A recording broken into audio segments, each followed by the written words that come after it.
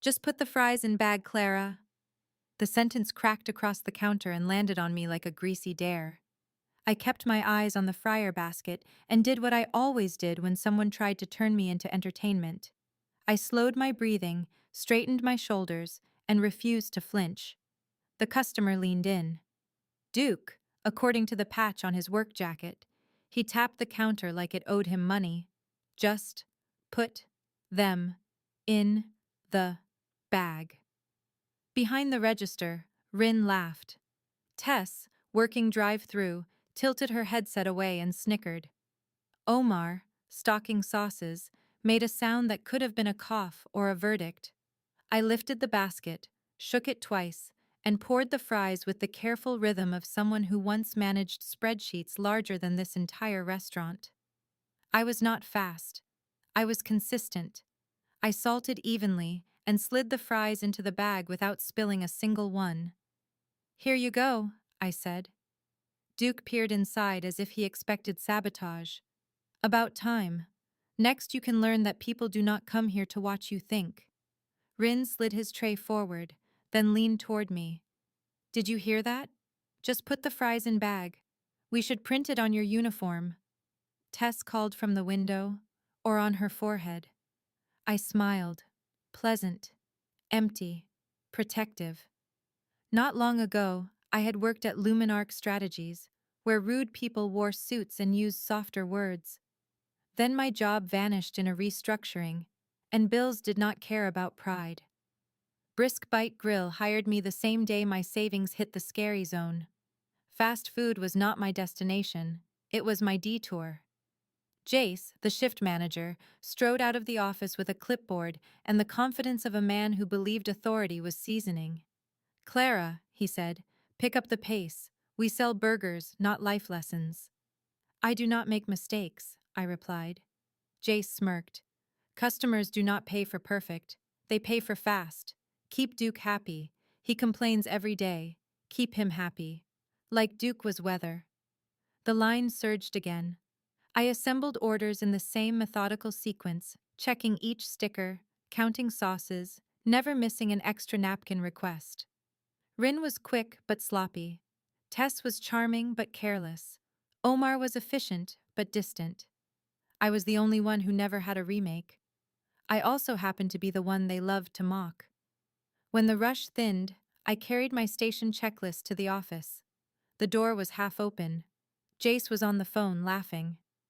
Early next week, I moved to guest relations, he said. Better hours, bigger paycheck, no more babysitting the fryer. I paused. Jace noticed me and waved, then hung up. What? Just the checklist, I said, placing it on the desk. He barely glanced at it. Good. We will need someone to cover while I transition. District lead will pick an acting manager. Probably Rin. She has the vibe. I looked at the schedule pinned to the wall.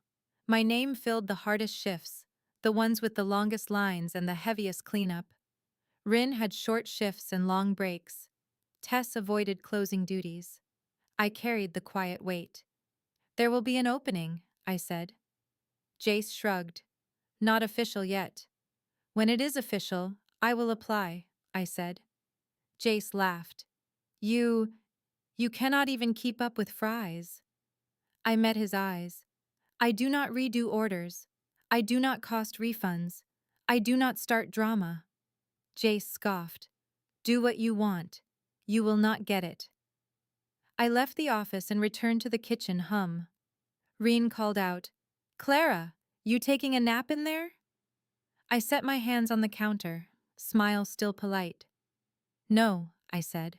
I am taking notes. I took notes the way other people took selfies. Quietly, thoroughly, with a pen that did not care who laughed. Duke returned every few shifts. Extra fries, then too many fries. Fresh patties, then why is it taking so long? He called me slow, called me useless, called me a problem that needed fixing. Rin and Tess treated each insult like entertainment. Rin mimed tiny violins when Duke raised his voice. Tess repeated his lines into her headset so drive-through customers could laugh along. I did not answer Duke with anger. I answered him with precision. I repeated orders back, loud enough for witnesses. I used the store script, calm enough to sound trained and sharp enough to sound final. I can remake that for you, I would say, and then I would not rush. I would do it right. Duke hated that. People like Duke wanted chaos, because chaos made them feel powerful. I watched patterns. Rin vanished when the lobby needed cleaning. Tess forgot to log waste, then blamed the computer. Jace adjusted the schedule so I lived at the fryer, always visible when a customer wanted someone to blame. I also watched the numbers, refund counts, remakes, ticket times. I was not fast, but my accuracy reduced redos, and my calm reduced comps. I tracked the difference on receipt paper and copied it into a small notebook. On breaks, I read the Brisk Bite operations guide on the back tablet. Food safety, labor targets, guest recovery. The handbook read like secrets written for people who bothered to care. One afternoon, Jace clapped near the soda fountain. District lead is coming by sometime soon, he announced. Rin raised a hand. Can Clara be weird by being slow? Tess laughed. That is her signature. I smiled at them. I will try to disappoint you by improving. After the rush, Jace cornered me by the freezer. You said you will apply, he said. Fine. But management is about speed and personality. You mean charm? I said. Jace scowled. Watch your tone. I am watching it, I replied. Carefully. Like fries. That night, I wrote an outline in my notebook. It looked like another checklist, but it was a blueprint. I would win with results, preparation, and the quiet power of being underestimated. Next shift, I asked for cross-training on register and drive-through. Jace agreed, mostly because refusing would look bad if the district lead asked. I practiced shortcuts. I memorized promotions. I timed myself, not to become frantic, but to become efficient without losing accuracy. Duke barged in again. Fries cold, he barked, slamming his tray down. I opened the bag in front of him. Steam curled up. These are hot, I said. If you want a fresh batch, it will take a few minutes. Duke leaned closer. Just put the fries in bag and stop talking. I looked at him, calm and clear. I will help you, but I will not be spoken to that way. Rin made a choking laugh. I angled my voice toward the dining room and the camera above the counter. Guest recovery policy allows remake, refund, or replace. Which option would you like? Duke hesitated. Replace, he grunted. Thank you, I said, dropping a new basket. This time, Tess stopped laughing. Omar looked up. Rin went quiet, like she had realized the joke was getting expensive. I set the new fries in the bag. Here you go. Duke snatched them and stomped away. I added one more note. Boundary set, cameras rolling. Then I smiled, because I could see the next step. The district lead arrived with the smell of cologne and inspection. Her name was Myra, short haircut, sharp eyes, tablet in hand. She walked the lobby like she was reading invisible fine print. Jace snapped into performance mode. Big smile, loud greetings, sudden interest in wiping counters. Rin laughed a little too brightly. Tess pretended she loved cleaning. Omar stalked quietly. I kept working. Myra paused near the fryer. You are Clara, right? Yes, I said, hands moving in a steady sequence. Myra watched. Your station looks clean. Clean stations make faster food, I replied. Jace jumped in. Clara is very detail-oriented. Myra glanced at him. Detail saves money, Jace. When the rush hit, Duke chose that moment to storm in. He scanned the counter, spotted me, and grinned like he had found his favorite lever. There she is. Just put the fries in bag, he announced, loud enough for Myra to hear. Rin giggled, hoping it sounded friendly. Tess smirked. Jace stiffened. I looked at Duke. What can I start for you today? You can start by being faster, Duke said. I nodded. I can start by being accurate. Which meal Duke opened his mouth to add more, but Myra stepped closer. Sir, she said, We will take your order. Speak respectfully to our staff. Duke blinked, surprised the world had rules, then grumbled the order. I repeated it back, verified the modifications, and moved. Not fast, but sure. No wasted motion, no errors. When Duke walked away with a correct meal and nothing to complain about, Myra watched him like a case study. Later, Myra went to the office for numbers. I stayed out front, but I caught fragments through the half-open door. Transition plan, Myra said. Acting manager options. Rin voice, sweet and loud. I can handle it. Everyone likes me. Jace chuckled. She has the vibe. I wiped my station and waited. Myra stepped out and pointed at me. You, join us. In the office, Jace looked irritated, as if Myra had invited the fryer oil to a meeting. Rin sat up straighter. Myra folded her hands. Clara, you intend to apply for the manager role? Yes, I said. Rin blurted, Wait, you are serious. I looked at her. Serious is my default setting. Myra asked, Tell me why.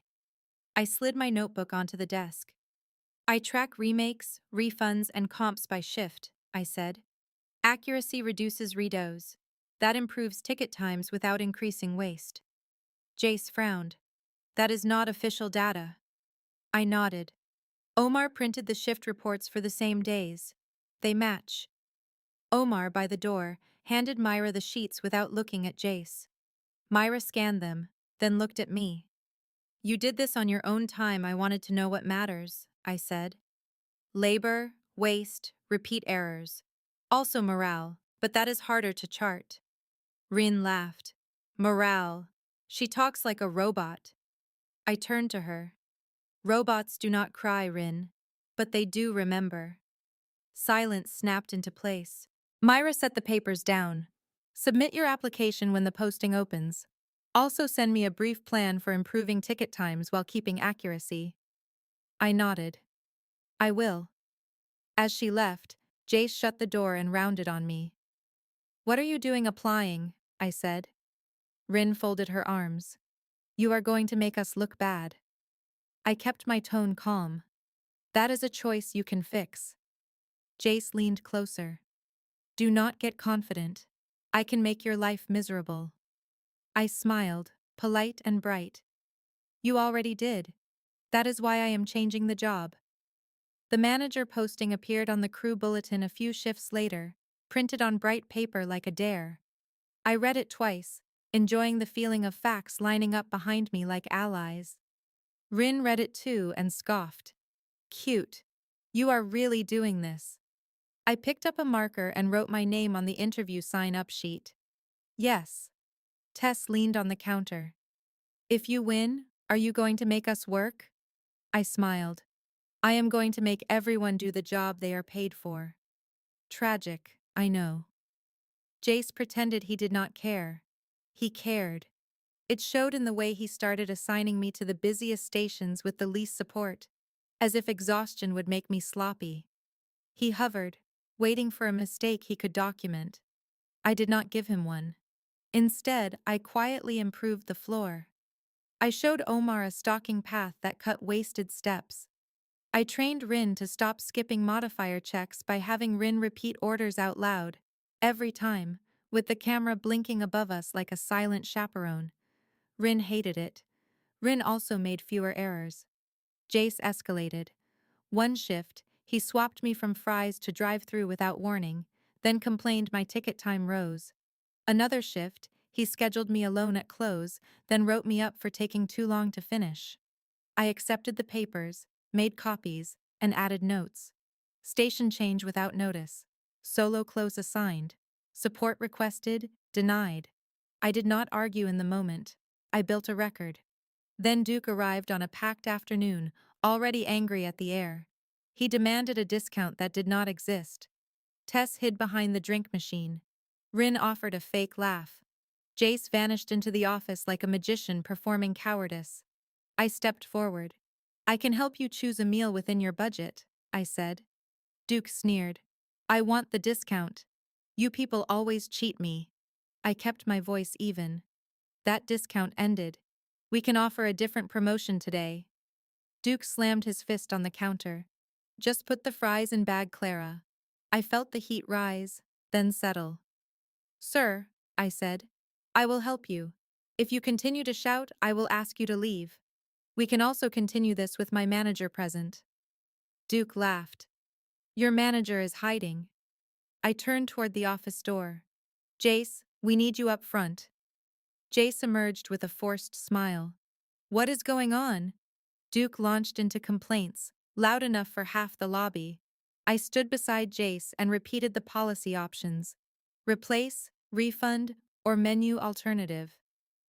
With witnesses waiting behind him, Duke finally chose a replacement and stomped away. After he left, Jace glared at me. You are undermining me. I kept my tone polite. I am preventing a disaster. There is a difference.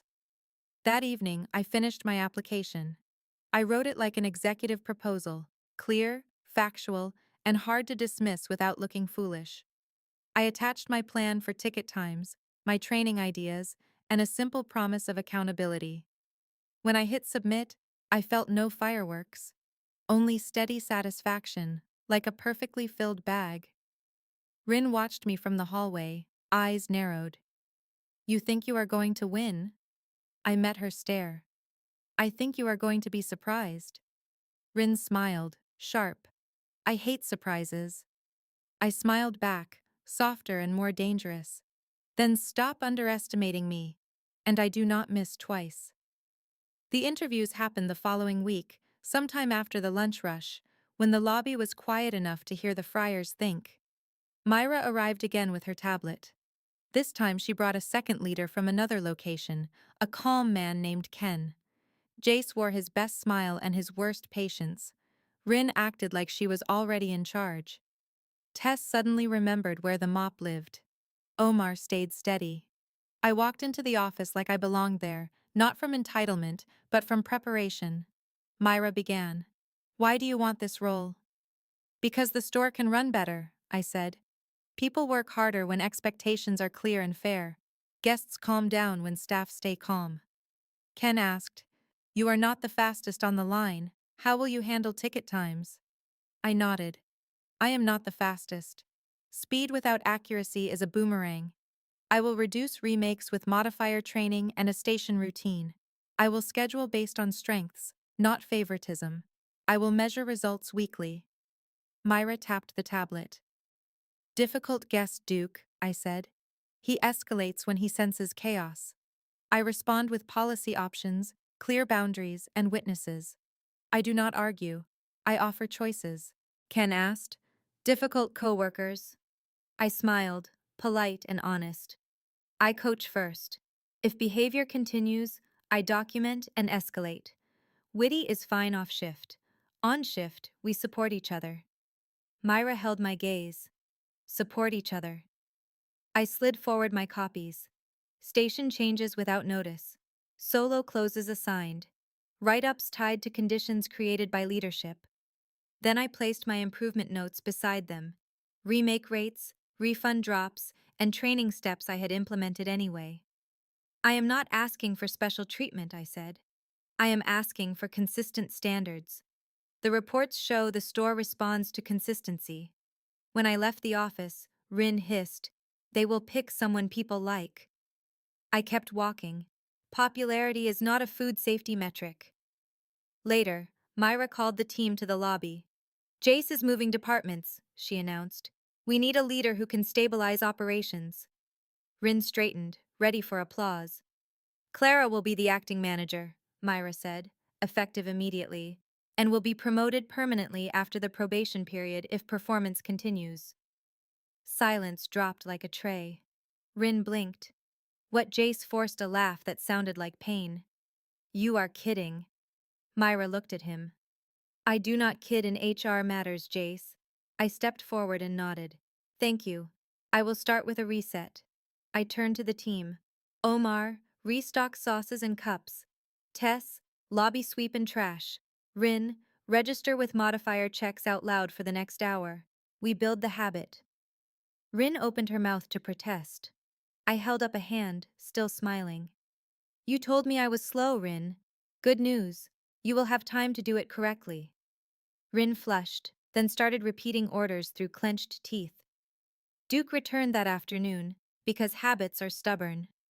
He started to bark, then saw me with a manager badge. He paused like a man meeting a new fence. Just put the fries in bag, he tried. I met his eyes. Sir, you can order respectfully, or you can leave. Those are your options today.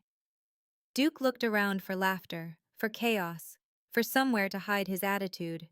He found none. The store was calm. The line moved. The rules held. He grumbled his order. I repeated it back and sent it through. When his meal came out correct, he had nothing left to fight but his own boredom. I watched him go and felt revenge settle in its best form. Not a shout, not a slap, but a system that finally worked, leaving bullies with nothing to feed on. I looked at the crew and spoke lightly. All right, fries in the bag, standards in the store, back to work.